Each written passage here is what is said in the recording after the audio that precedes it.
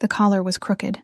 Elsie noticed it before she even raised her eyes to his face. She was kneeling on the cold stone floor, gathering the broken pieces of the copper pitcher she had dropped while retreating too quickly in the narrow corridor, when the procession entered through the north portal of the grand hall.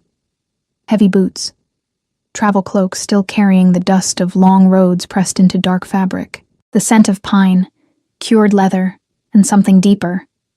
Earth after rain, burning wood, the unmistakable scent of high-blooded wolves moving in formation. She was not supposed to be there. The north wing was reserved for the arrival of delegations. No maid was permitted to cross that corridor during the hour of solemn entry.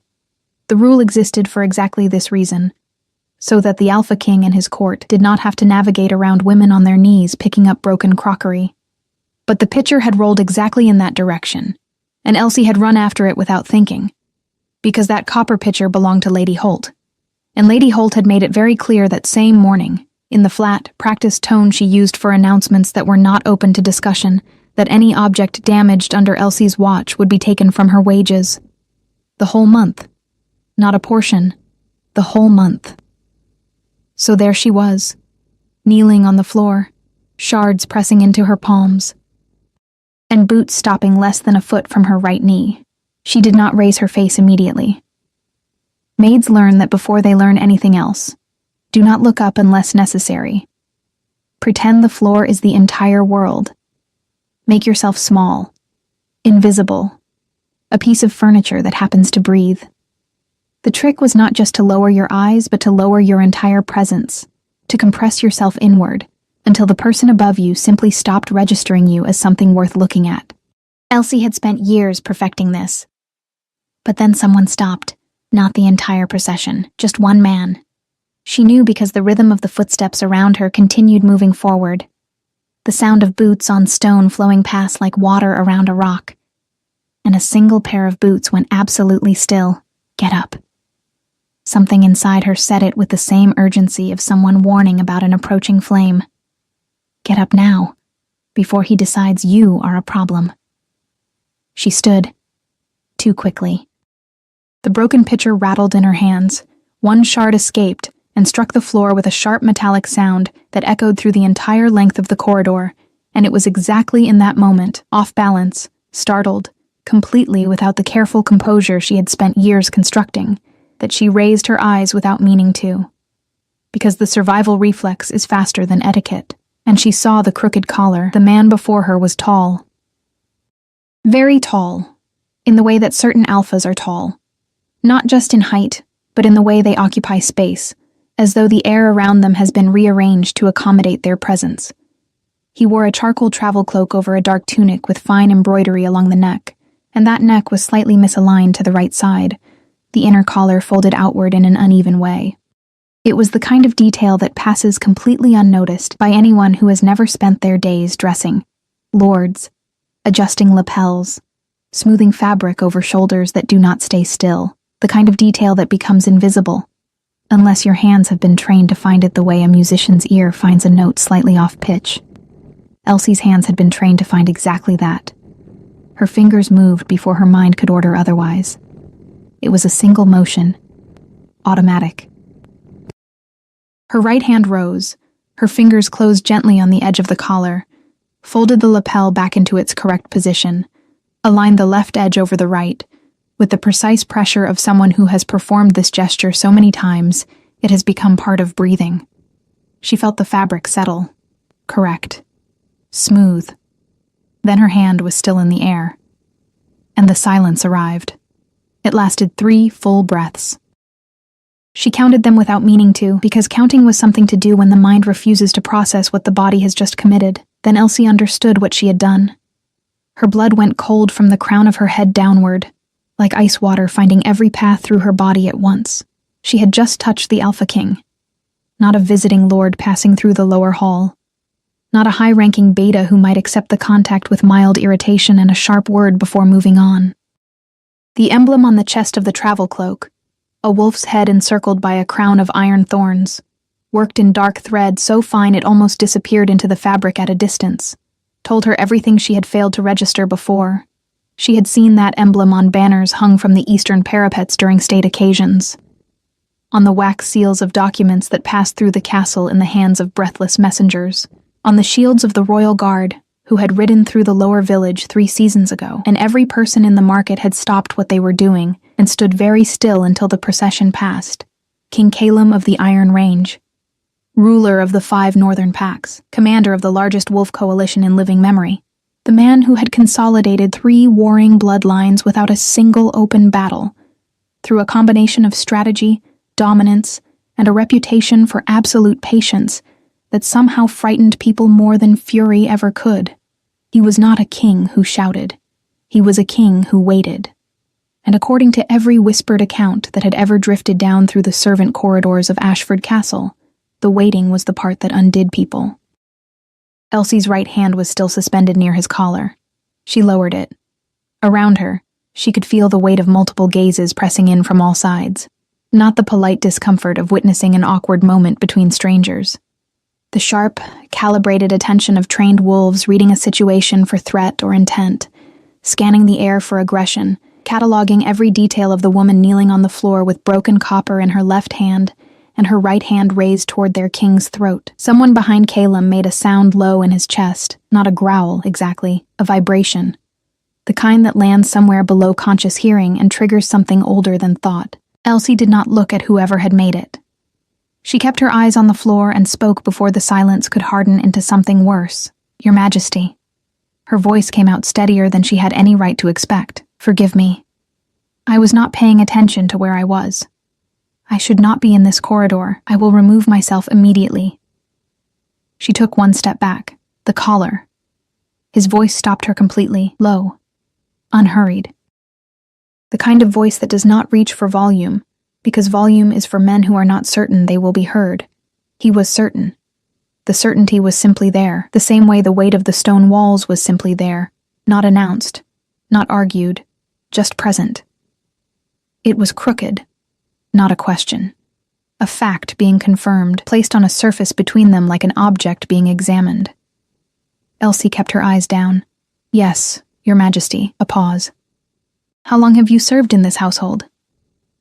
The question arrived without warning, and she felt the wrongness of it. Not the content, but the direction. Kings arriving for state visits do not stop to ask maids about their years of service. They do not stop at all. The fact that he was still standing there while his entire delegation waited at his back, meant something she could not yet interpret. 4 years, Your Majesty. I came to Ashford Castle when I was 19.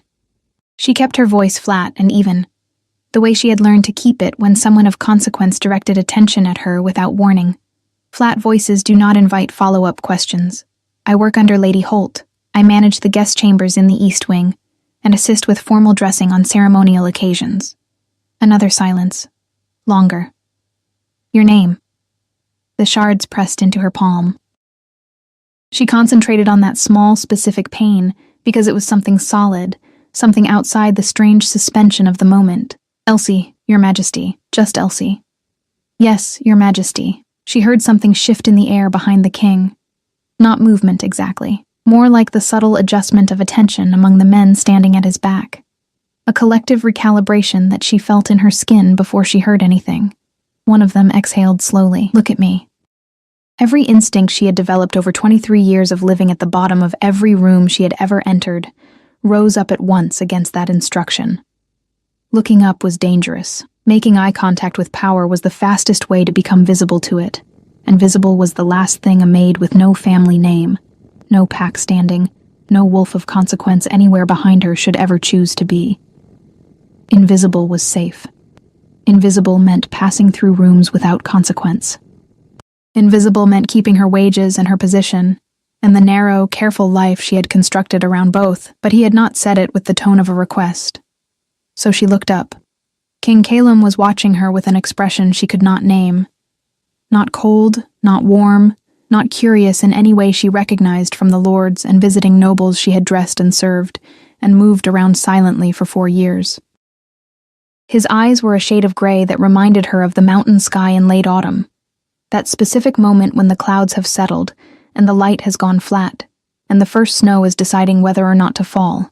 He was perhaps 30, perhaps slightly older. It was difficult to know with alphas of old bloodlines, who aged the way stone aged, accumulating density rather than showing years. There was a scar along his jaw, pale and long since healed, that disappeared beneath the edge of his collar. The collar she had straightened without permission. He looked at her steadily, then, and this was the part she would return to later, in the quiet of the servants' dormitory, when sleep refused to come. His eyes moved very briefly to the collar itself, a glance of less than a second, almost nothing. It needed straightening, he said.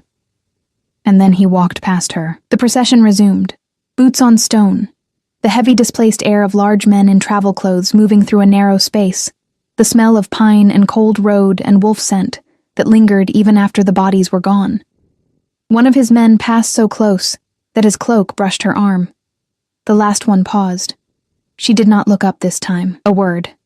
This one said quietly. His voice carried a thread of amusement in it, fine and deliberate, like someone who has learned to use humor the way other men use knives, lightly, with precision, with the full understanding of what it can do. Next time you reach for a king's collar, you might consider checking the crest on his cloak before your hands move. He did not wait for an answer. Elsie stood in the empty corridor long after the last echo of boots had faded into the stone. The broken pitcher was still in her hands. The cold was still rising through the floor. The torches on the walls burned without sound, indifferent, the way fire always is. She did not move for a long moment. Something had happened. She could not name it, and she could not measure it, but she had spent enough years reading rooms to know when the air in one had changed.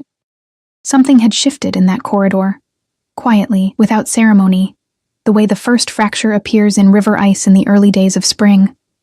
Invisible from above, structural, already deciding the shape of everything that will follow.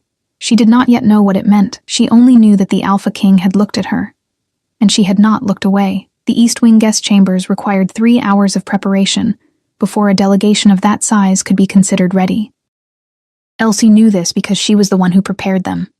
She had been back in the corridor behind the kitchens for less than 10 minutes, long enough to deposit the broken pieces of the copper pitcher in the waste bin and say nothing to anyone about where she had been.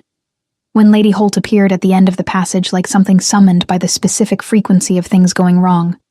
She was a tall woman, angular in the way that certain people become angular when authority has lived in their body long enough. All sharp lines and compressed impatience, her gray hair pulled back so tightly it seemed to be holding her expression in place. "The North Chambers," Lady Holt said, without preamble, without greeting, in the way she said most things. "The king's personal staff requires 4 rooms on the upper level. The king himself takes the Ironwood chamber. You will prepare it." Elsie looked at her. "The Ironwood chamber is the largest guest room in the castle," she said carefully. Lord Ashford's steward is managing the Great Hall for tonight's reception." Lady Holt's eyes moved over Elsie with the particular efficiency of someone assessing a tool rather than a person. "You know that chamber better than anyone. You cleaned it for the last 3 state visits. You will do it now. And you will do it without incident." A pause, sharp as a pin. "I am told there was an incident in the north corridor this afternoon." The air in the passage went very still. "I dropped a pitcher," Elsie said. "I retrieved the pieces. No damage to the floor." Lady Holt looked at her for a moment longer than necessary. "See, that dropping things is the worst of it," she said finally, and turned away. The Ironwood chamber was on the uppermost level of the East Wing, at the end of a corridor lined with narrow windows that looked out over the forest. In the gray light of late afternoon, the trees beyond the glass were the color of iron, and the sky above them was the color of old pewter, and the whole landscape had the quality of something holding its breath. Elsie had always found the chamber itself difficult to read. It was the finest room in Ashford Castle. That much was obvious from the carved bed frame, the tapestries on the walls depicting old hunting scenes in deep red and green, the fireplace large enough to stand in, the writing desk of actual ironwood that had given the room its name, and that was worth more than everything Elsie owned combined. But there was something about the proportions of it. The way the ceiling was slightly too high, and the windows slightly too narrow, that made it feel less like a room meant for comfort, and more like a room meant for something else. Assessment, maybe. The architecture of a place where important men came to think. She built the fire first, because the stone held cold like a living thing, and the delegation had ridden from the Iron Range. which meant they had been in mountain weather for at least 4 days. Then she changed the bed linens, smoothed the coverlet, checked the candles in their iron holders along the walls. She filled the water basin from the heated pail she had carried up from the kitchens, set out fresh cloth, arranged the small table near the fire with a carafe of dark wine from the castle cellars and 2 clean cups. She was adjusting the position of the wine carafe, slightly left, so it would catch the firelight and look less stark against the bare wood, when she became aware that she was not alone. She did not hear anyone enter. That was the first thing she registered. The door had not opened, the floorboards had not shifted. But the quality of the air in the room had changed, and she had been around wolves long enough to know what that change meant, before any of her other senses confirmed it. She turned around. There were 2 of them. They had come in through the side door, the narrow servants' entrance in the far wall that she had left unlatched for her own access, and that she had, in the distraction of the afternoon, failed to relock behind her. They were not the king. She knew that immediately. They were young, both of them, perhaps mid-20s, in the leather and dark wool of the king's personal guard, with the iron thorn emblem worked into the clasps at their shoulders. One was leaning against the wall near the servant's door with his arms folded, watching her with the expression of someone who has been waiting longer than he would have preferred. The other was standing closer, near the writing desk, running one finger along the edge of the ironwood surface, with apparent interest in the grain. The maid from the corridor, the one near the desk, said. He was the one with the amused voice. She recognized it immediately. The same fine thread of deliberate humor she had heard when he paused beside her in the procession. Up close, he was sharp-featured and dark-haired, with the kind of face that would have been conventionally handsome if the expression on it were ever entirely serious, which it clearly was not. I told Riven you would be the one they sent up here. He didn't believe me. The one against the wall, Riven, apparently, said nothing. He was broader than the first, quieter in every sense, with pale eyes that moved over the room and over Elsie in the same systematic way, cataloging without commenting. I am preparing the chamber, Elsie said. She kept her voice level. If you are part of the king's personal staff, I can finish and leave so that you may. We're not here for the chamber. The dark-haired one pulled his finger from the desk and straightened up. We're here because the king's beta is currently standing outside that door. He gestured toward the main chamber entrance. And he has decided, in his considerable wisdom, that you should not be in this room when the king arrives. Elsie looked at the main door, then back at him. The beta, she said. Armed, Riven said from the wall. It was the first word he had spoken, and he said it with the calm specificity of someone providing a relevant detail. Don't enter the carriage, she stared at him. I beg your pardon? It's an expression. The dark-haired one, she still did not have his name, waved a hand. It means the situation outside that door is less welcoming than the situation in here. Cade takes his position very seriously.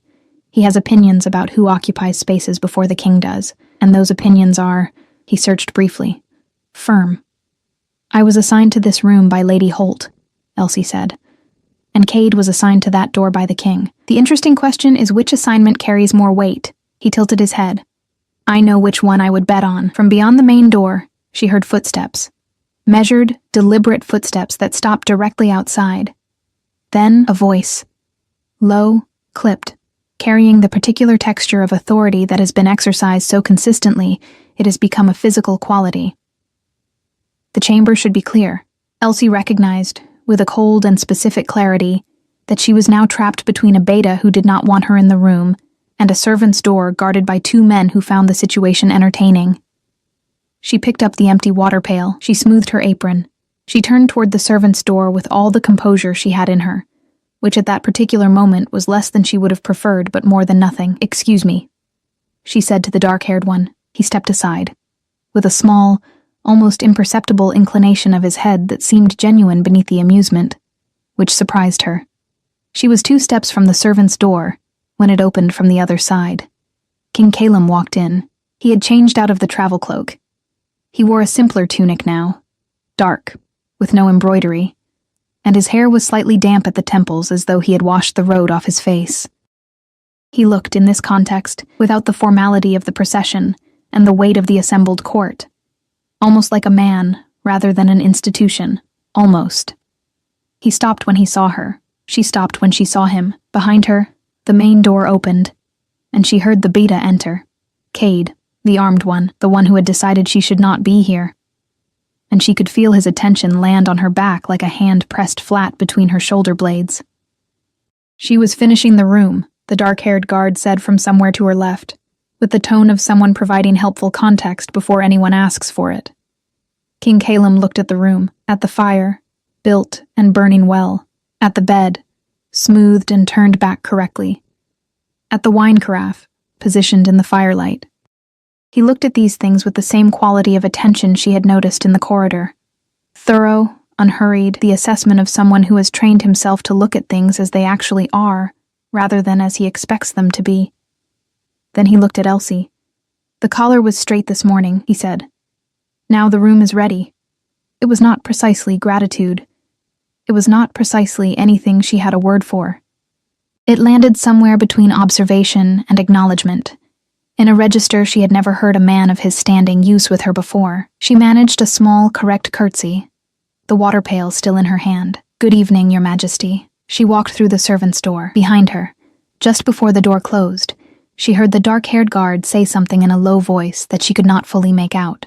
And then, quieter still, barely carrying through the wood, a sound that might have been the beginning of something almost like a laugh. From a man whose face, she was nearly certain, very rarely made that sound at all. The reception that evening filled the great hall with the kind of noise that has weight to it. Elsie heard it from the servants' corridor that ran along the eastern wall, a narrow passage behind the tapestries where maids moved during formal events like shadows behind a lit curtain, carrying trays and refilling carafes, and making themselves useful without making themselves visible. The sound came through the stone in waves, voices layered over voices, the deep resonance of wolf lords in formal gathering, the occasional sharp ring of a cup against the long tables, music from the gallery above playing something old and ceremonial that nobody was actually listening to. She had been assigned to the corridor service for the evening. Lady Holt's decision, delivered without explanation, which meant either punishment for the broken pitcher or something else entirely. With Lady Holt, it was frequently both. The passage was cold, the tapestries were thick, but the stone behind them held the night air from the outer walls, and Elsie had been moving back and forth along that corridor for 2 hours with a tray of refilled wine cups, her breath faintly visible in the chill, her feet learning the uneven places in the floor by memory. She was not supposed to look through the gaps in the tapestries. She looked through the gaps in the tapestries. The great hall of Ashford Castle was not the grandest hall she had ever heard described, but it was impressive in the way that functional things are impressive. Built for purpose, for the gathering of packs and the conduct of alliances, with long stone tables and iron chandeliers hanging on chains from the vaulted ceiling, their candles throwing warm, unsteady light over the faces of men and women who had ridden from considerable distances to be present. The banners of 3 allied packs hung from the upper gallery. The Ashford banner, a silver stag on blue, occupied the center, flanked by the visiting delegations on either side. The Iron Range banner was on the left. Black field, iron thorn crown, the wolf's head she had seen on Calum's cloak rendered in silver thread large enough to be read from the far end of the hall. It hung without movement in the still indoor air, and somehow it managed to look more permanent than the others, the way certain things look as though they were always there, and everything else was arranged around them. Calum sat at the high table. Elsie found him before she found anything else, which she noted and filed away in the category of things she would not examine too closely. He was between Lord Ashford, the castle's aging lord, broad and red-faced and currently talking with the energetic determination of a man compensating for nervousness, and an empty chair that had been placed with deliberate spacing, the kind of spacing that announces someone's absence more loudly than their presence would. He was listening to Lord Ashford with the quality of attention she had already come to associate with him in the extremely limited sample of their acquaintance. Complete, unhurried, giving nothing away. The dark-haired guard was at the far end of the high table, and he was apparently telling a story to 2 of the Ashford lord's younger sons, who were both leaning forward with the expressions of people who had been warned to be on their best behavior and were currently losing the battle against genuine interest. She watched him gesture broadly with a wine cup that was definitely not his first of the evening, and felt, despite herself, a flicker of amusement. Riven stood behind the king's chair. He did not sit. He did not eat. He stood with his hands at his sides and his pale eyes moving over the room in slow, continuous passes, the way a lighthouse beam moves over water. Not looking for anything specific, looking for everything at once. She watched him complete 3 full sweeps of the hall before she made herself stop watching and go back to her tray. It was on her 4th pass through the corridor that she heard her name, not loudly. Not in the way her name was usually spoken in this castle, which was with the flat efficiency of a task being assigned. It came through a gap in the tapestry from somewhere near the side entrance of the hall. 2 voices speaking at a register they clearly believed was private, which it would have been for anyone standing more than 4 feet away.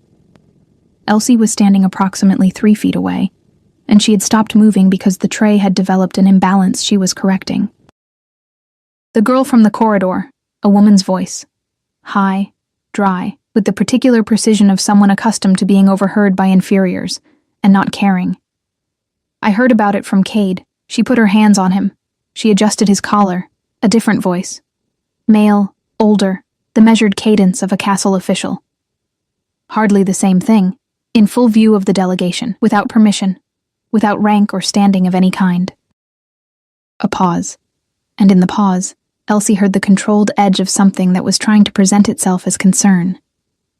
Lady Holt should handle it before it becomes a story. The king did not appear to find it offensive. The king's reaction is precisely what concerns me. Another pause. She has no pack, no family of note, no standing in any of the 5 territories. Whatever interest she attracted this afternoon, it should be discouraged before it settles into something inconvenient. Elsie stood very still. She was not, in general, a woman who allowed herself anger. Anger was expensive. It cost more than it returned, especially for someone in her position, and she had learned early that the emotions you could least afford were the ones most easily provoked. But there was something about hearing herself described in the language of inconvenience, not as a person, not as someone who had committed an actual wrong, but as a variable in someone else's calculation, that moved through her, like heat, through iron. She adjusted the tray. She straightened her back. She walked. She had covered perhaps 10 feet of corridor when the tapestry to her left shifted. Not from a gap. The whole panel moved, pushed from the hall side, and the dark-haired guard stepped through it with the ease of someone who had clearly located the servants' corridor some time ago and found the discovery useful. He looked at her, then at her face. Then he tilted his head slightly, the amusement in his expression adjusting into something more attentive. "You heard something unpleasant," he said. It was not a question.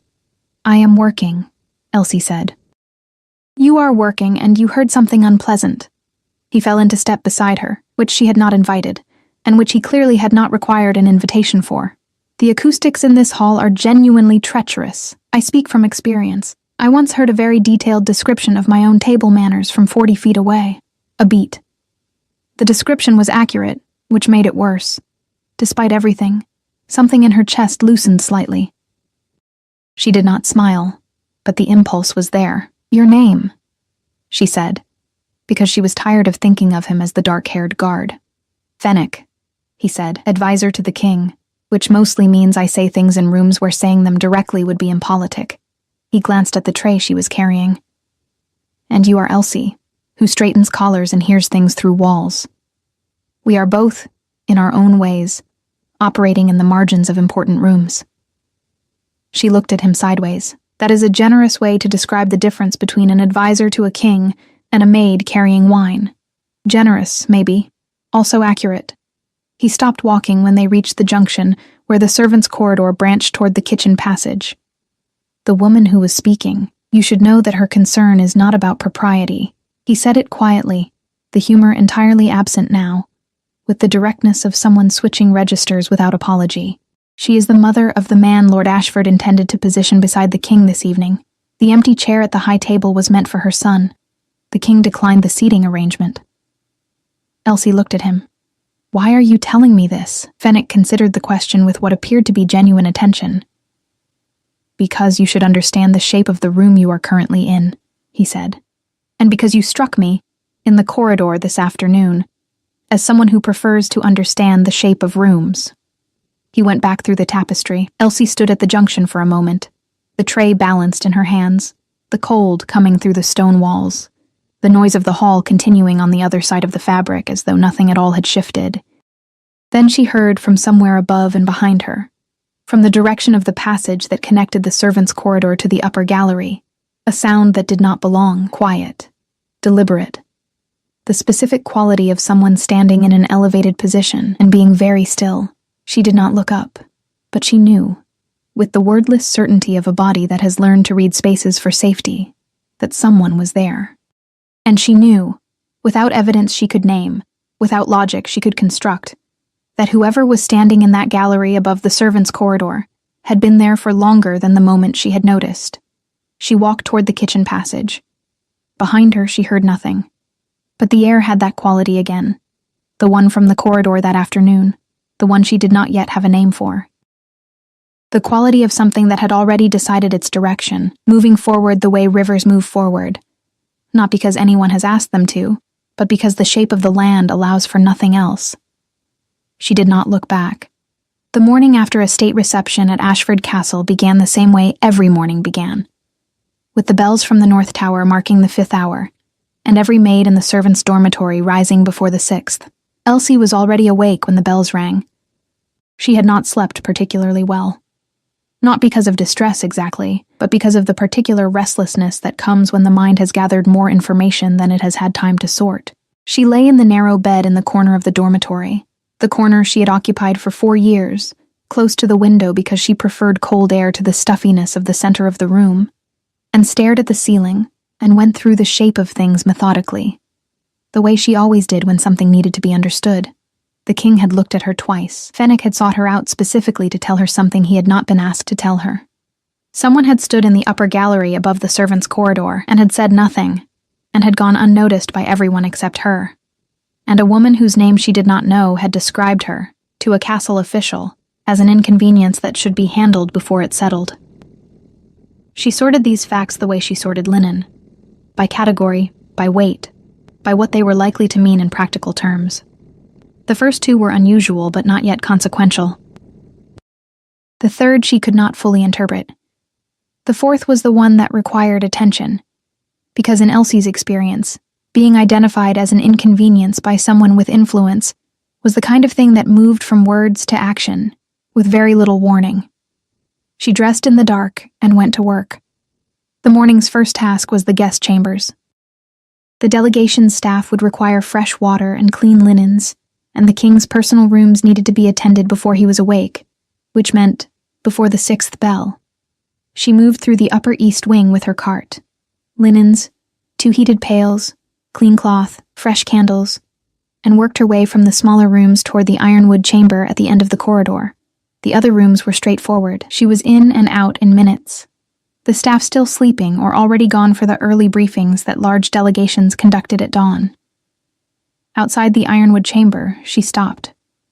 The door was slightly open, not much, barely the width of 2 fingers, but enough to tell her that the room was occupied and the occupant was awake, which meant she should not enter, which meant she should leave the linens outside the door and come back later. She set the folded linens on the small bench beside the door and was straightening up to go when she heard it. Voices, low, from inside the room. Not conversation, something more directed than that, with the clipped rhythm of a briefing. She recognized Cade's voice, the beta, flat and precise, and beneath it, Calum's, asking a question she could not fully hear. She should have walked away. She heard her own name, not spoken loudly, not with emphasis, just placed into the sentence the way a name is placed when it is already part of the topic and does not require introduction. Elsie, the maid from the corridor, Lady Holt's staff. And then a response from Calum that she could not make out, and then Cade again, with the measured disapproval of someone reporting an assessment he has already completed. No pack affiliation, no recorded bloodline, no standing in any of the 5 territories. A pause. Then Calum, and this she heard clearly, because he had apparently moved closer to the door. Her scent.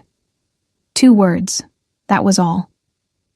Followed by silence, and then the briefing resuming about something else entirely, supply routes or meeting schedules or the logistics of the day's formal agenda. Elsie stood in the corridor with the empty cart. Her scent. She did not know what to do with that. Wolf Lords spoke about scent the way other people spoke about reputation, as something real and structural. Something that carried information the way documents carried information. Something that could not be faked or altered or improved by good behavior. She had grown up knowing this in the abstract way that people who are not wolves know things about wolves, which is to say distantly and without full comprehension of the weight of it. She picked up the cart and walked. Mara found her at the linen press on the lower level an hour later. Mara was the only person in Ashford Castle who had known Elsie before Ashford Castle, before the 4 years of quiet service, before the corner bed and the copper pitchers and the careful, invisible life. They had grown up in the same village at the edge of the eastern foothills, the kind of village that does not appear on formal maps but exists nonetheless, populated by humans and low-blood wolves and the various people who did not fit comfortably into the hierarchies of the larger territories. Mara had come to the castle 2 years after Elsie, following the same narrow path of necessity, and she worked in the laundry, and she was the one person to whom Elsie did not have to explain the subtext of things. "You look like someone who spent the night doing mathematics," Mara said, taking the other handle of the linen press without being asked. "I'm fine. You're fine the way the castle well is fine in winter, functional but cold, and nobody wants to look too closely at what's inside." Mara glanced at her sideways. She was small and brown-haired, and possessed of an extremely accurate instinct for when Elsie was managing something alone that she should not be managing alone. "I heard about the corridor." Elsie looked at her. "Everyone heard about the corridor," Mara said, not unkindly. "Hannah from the East Kitchens told Breda, and Breda told everyone. The maid who touched the king," she paused, "which is not, for the record, how I would have phrased it if I were Hannah." I adjusted his collar. "I know what you did. I am explaining what it became by the time it reached the laundry." Mara set her end of the press down and turned to face her properly. "Else, what is actually happening?" Elsie told her. Not everything, not the gallery, not the 2 words she had heard through the door, because those were not yet things she could say out loud without feeling that saying them would change their weight somehow. But the procession, the collar, the ironwood chamber, Fennec, the woman's voice through the tapestry. She told it in order, flatly, the way she told Mara things when she needed the outside perspective of someone who would not dramatize. Mara listened without interrupting, which was one of her best qualities. When Elsie finished, Mara was quiet for a moment. "The woman," she said finally. "The one who called you an inconvenience." "I don't know her name." "I do." Mara's voice was careful. "That's Lady Voss. She came with the Ashford party from the Southern Holdings, arrived 2 days before the delegation. Her son is Rendell Voss. He's been positioned as a potential match for one of the Northern Alliance seats for the last 8 months." A pause. "He was the empty chair at the high table." Elsie absorbed this. "The king declined the seating arrangement," she said, mostly to herself, echoing what Fennec had told her. "The king declined several things Lord Ashford proposed," Mara said quietly. "That's what the Kitchens are saying. The whole visit was arranged around a specific set of alliance terms, and the king arrived and began declining things before the first meal was served." She looked at Elsie steadily. "People are trying to understand why." The linen press sat between them, the folded cloth stacked neat and white and indifferent. "It has nothing to do with me," Elsie said. Mara did not say anything, which was, in its own way, a kind of answer. She encountered Rendell Voss for the first time that afternoon, in the East Corridor, and she understood immediately why the empty chair at the high table had carried the specific quality of announced absence. He was the kind of man who expected to be noticed, tall, well-dressed, with the groomed confidence of someone who has been told since childhood that rooms should arrange themselves around his arrival. He was perhaps 28, with the build of a trained wolf, and the expression of one who has never seriously been refused anything. He was standing in the corridor outside the ironwood chamber when she came around the corner with fresh candles, and he was not alone. 2 of his own men flanked him, and he was looking at the king's door with the particular quality of attention that is not quite a stare, but is not casual either. He noticed her when she was perhaps 6 feet away. His eyes moved over her with the unhurried assessment of someone who does not bother to conceal that he is assessing. Then something shifted in his expression. Not interest exactly, not attraction, but the sharper, specific attention of recognition. He had heard about the corridor. She could see it in the recalibration of his gaze. the way it moved from dismissal to something more calculating. "You're the maid," he said. "I work in this wing, my lord," she kept walking. "I heard you made quite an impression yesterday." His voice followed her, carrying the particular quality of words spoken at a volume that is chosen deliberately, loud enough for his men to hear, quiet enough to seem private. "Interesting approach for someone in your position." She stopped. She should not have stopped. But something in the phrasing, "someone in your position," landed in the same place that the woman's voice through the tapestry had landed the night before, in the part of her that had learned to absorb that register of dismissal, and had apparently, somewhere in the last 24 hours, begun to absorb it less gracefully than usual. She turned. "I was doing my work, my lord," she said. Evenly, correctly, with every inflection precisely placed. "As I am doing now."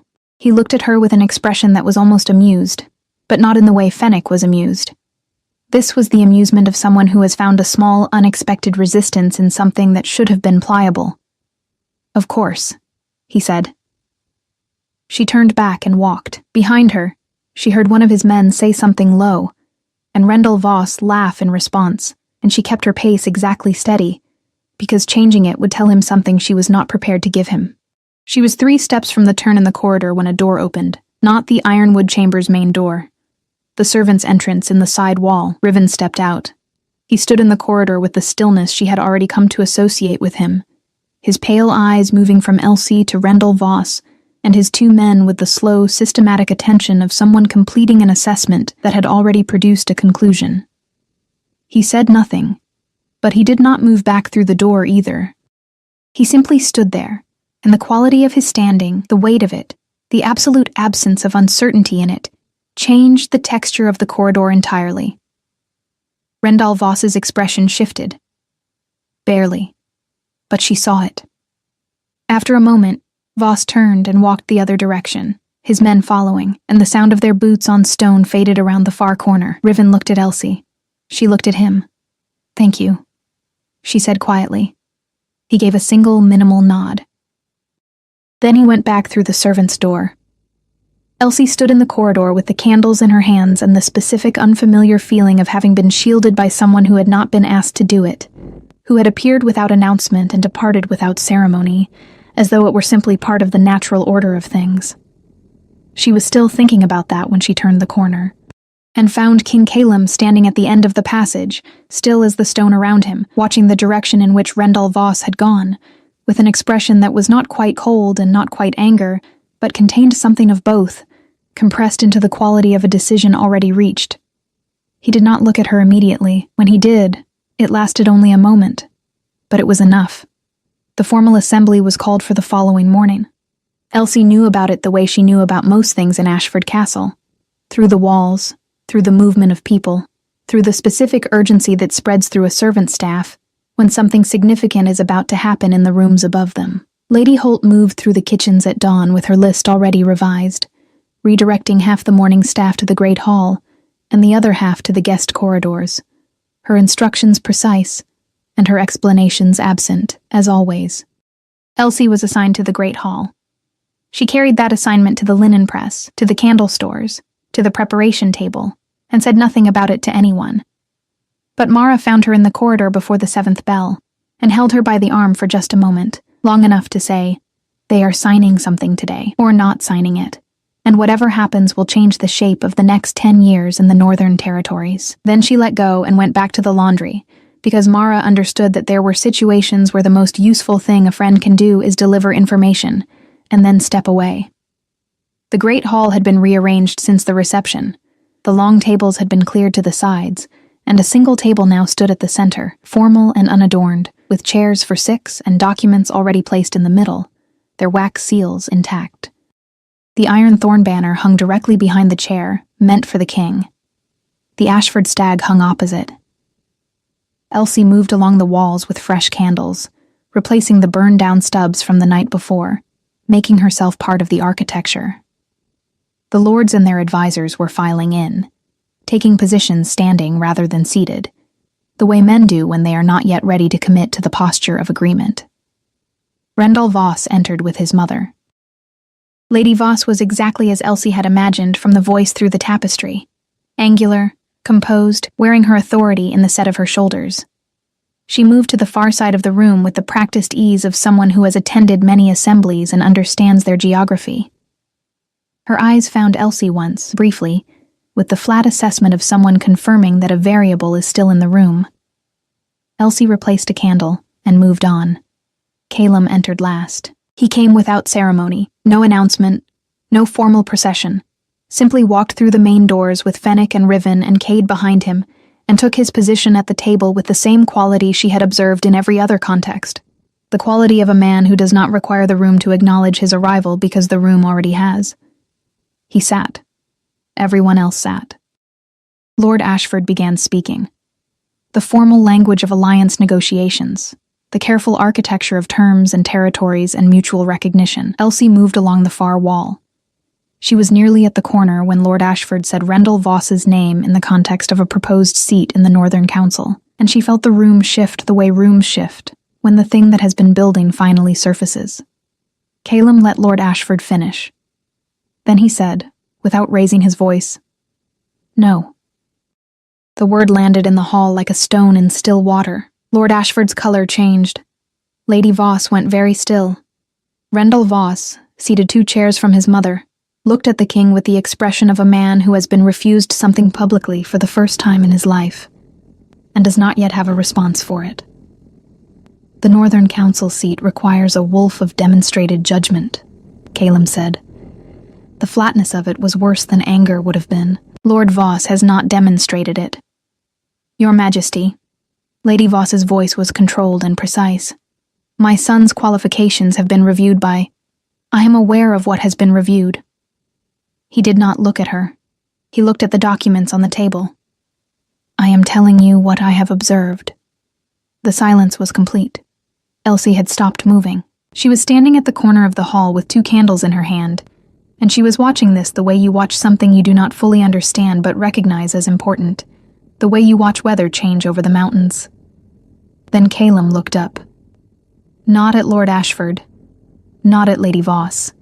Across the room, to the corner where Elsie stood, and the look lasted no longer than any of the other times, but it was specific, and it was deliberate, and it was witnessed by every wolf in that hall, whose attention followed the direction of a king's eyes automatically. The way flowers follow light. Every head turned. Elsie felt the weight of it like a physical thing. Rendell Voss's jaw tightened. Calum looked back at the documents. "The alliance terms stand without the council appointment," he said. "Lord Ashford, I suggest we proceed." It was Fennec who found her afterward, in the East Corridor, which she had begun to accept as simply the way things worked. "He asked about you 3 times this morning," Fennec said without preamble. "Before the assembly, during the briefing, and once more before he walked into the hall." He paused. "I thought you should know." Elsie looked at him. "Why does it matter what he asked?" Fennec was quiet for a moment, and in that moment all the humor left his face entirely, and what remained was something older and more serious. "Because he has not asked about anyone in 4 years," he said. "Not since his mate died." The corridor was cold and quiet. "And because," Fennec continued, "we leave tomorrow, and he has asked me to determine whether Lady Holt would release a member of her staff to a position in the Iron Range household." He looked at her steadily. "Specifically, 1 member." Elsie stood with the candles in her hands and felt the shape of the moment settle around her, not like a trap, not like a command, but like a door that had appeared in a wall she had long since stopped expecting to open. The choice was hers. That was the thing she understood, standing there with the cold coming through the stone, and Fennec watching her with the patience of someone who has delivered the message and will not rush the answer. "Tell him," she said finally, "that I would need to speak with him myself, not through an advisor." Fennec considered this. Then he smiled. Not the practiced curl of amusement she had come to recognize, but something smaller and more genuine. "That," he said, "is exactly the kind of answer he was hoping for." She met Calum in the ironwood chamber that evening, at his request, with the door open and Riven visible in the corridor outside, a formality that she understood was for her comfort, rather than propriety, and appreciated accordingly. He was standing at the narrow window when she entered, looking out at the forest, the trees dark against the last gray light. He turned when she came in and did not speak immediately, and she let the silence sit because she had learned by now that his silences were not empty. "You are not afraid of me," he said finally. "I adjusted your collar," she said. "I think we established early on that my self-preservation instincts require some work." Something moved across his face. The same almost laugh she had heard through the ironwood chamber door on that first evening, closer to the surface now. "I am not offering you a position," he said. "I am asking if you are willing to come to the Iron Range. The distinction matters to me." She looked at him for a long moment, at the scar along his jaw, at the gray eyes that looked at things as they actually were, at the man who had said no in a room full of wolves and meant it completely, and who was now standing at a window asking rather than telling, because apparently that was simply who he was. "Yes," she said. The delegation left at dawn. Mara walked with Elsie to the castle gate, carrying the small bag that contained everything Elsie owned, which was not very much, and handed it over without ceremony because Mara understood that ceremony would have made it harder. "Right," Mara said. "I will." Mara looked at her for a moment with the expression of someone who has known a person long enough to see all the way through them. "You were never meant for this castle," she said. "I knew that the first winter. You just needed someone with the right eyes to see it." Elsie held her once, briefly, and then picked up her bag and walked through the gate. The Iron Range was everything the stories had described, and nothing like she had imagined. The mountains were older than anything she had seen, and the fortress at their center had been built to last beyond the memory of the people who built it, all dark stone and deep fires, and the constant smell of pine and cold air that she came to associate, over the weeks that followed, with something she had not expected to feel again so completely: safety. The specific, structural kind that is not about the absence of danger, but about the presence of something worth standing beside. Calum did not rush anything. He was, as Fennec had once implied, and as she came to understand firsthand, a man defined by patience, not the passive patience of someone waiting for circumstances to improve, but the active patience of someone who has decided what matters and is willing to move at the speed that matters requires.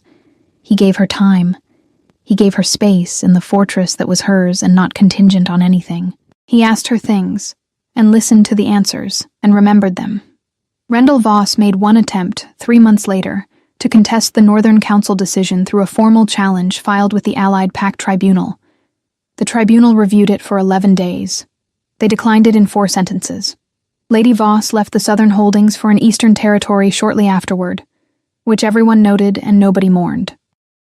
Kate eventually stopped standing outside doors when Elsie approached them, which Fennec declared a historic diplomatic achievement and commemorated by losing badly at cards to Riven, who had apparently been betting on the timeline.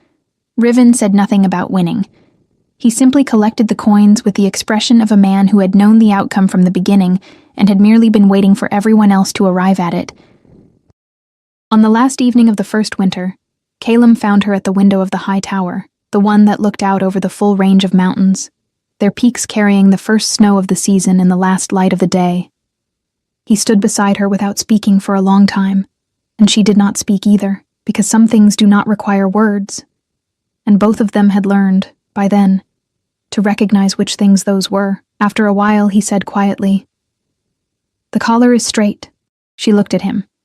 "It has been," she said, "for some time." He took her hand. Outside, the snow fell over the Iron Range, slow and certain, covering the old ground with something clean, the mountains standing exactly as they had always stood, unchanged, unhurried, built to last. Inside, the fire burned, and that was enough. More than enough. It was everything.